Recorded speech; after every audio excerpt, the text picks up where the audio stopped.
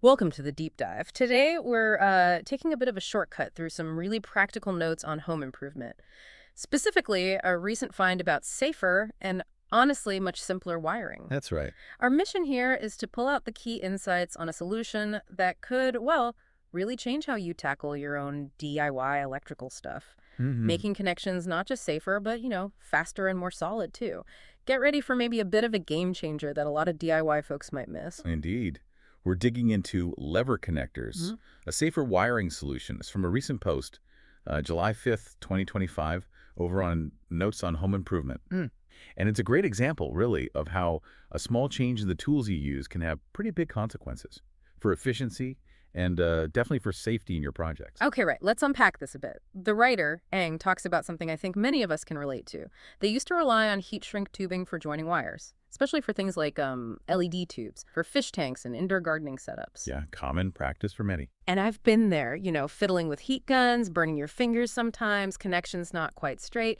And Eng felt it was, quote, rudimentary Rudimentary. and prone to wear, tear, and potential water exposure. Which sounds, frankly, a bit scary near water, doesn't it? Absolutely. Or even just in a connection that's tucked away long term. It's not Okay. just about convenience. There's a real risk there. So the interesting thing is how Aang really zeroed in on this problem that, let's be honest, a lot of just kind of live with. Tolerate it. They knew they needed something superior and safer, and that's where these lever connectors come into the picture. Exactly.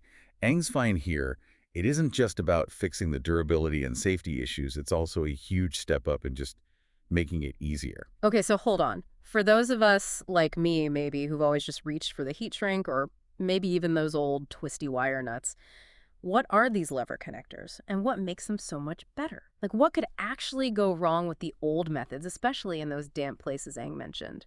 Good questions. And that specific application, Eng used aquarium tanks guarding racks. It really highlights why this matters, right? These aren't just some decorative lights. They're often part of systems keeping things alive. Sure. And in those critical, sometimes damp spots, well, heat shrink can get brittle over time. It can crack. Vibration or just movement can compromise the connection. Even temperature swings can affect things. Yeah. You could end up with a loose connection or, worse, exposed wires. Yikes. Yeah.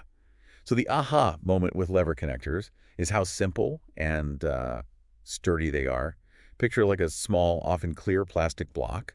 Inside, there are these spring clamps, and you operate them with a little lever on the outside. Okay, So you strip a bit of insulation off your wire, flip up the lever, push the wire in, and snap the lever back down. that's it. No twisting, no eating. Nope, no twisting, no soldering, no heat guns needed. And you get this incredibly secure, fully insulated connection in like seconds. Yeah. Plus, with the clear ones, you can actually see the wires properly seated.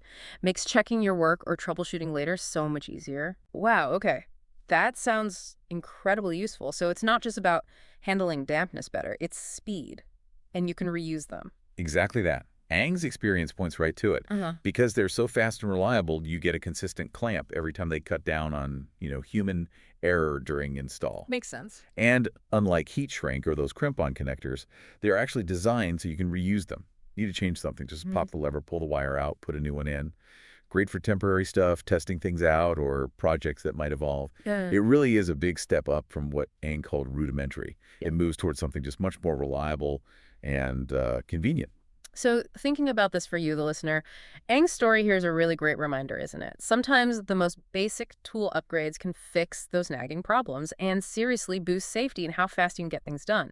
It's about shifting from methods that just sort of work to solutions that are genuinely better. Right. And it brings up a bigger question, maybe for you to think about in your own project or even other parts of life. Where are you maybe sticking with an old, familiar way of doing things? Something that feels a bit clunky, or maybe even causes a little anxiety, when there might be a superior and safer option out there just waiting. It's not always about needing some huge, complex innovation. Sometimes it's just about finding and using the better tools that already exist. They can really change how you feel about your work and give you a lot more peace of mind.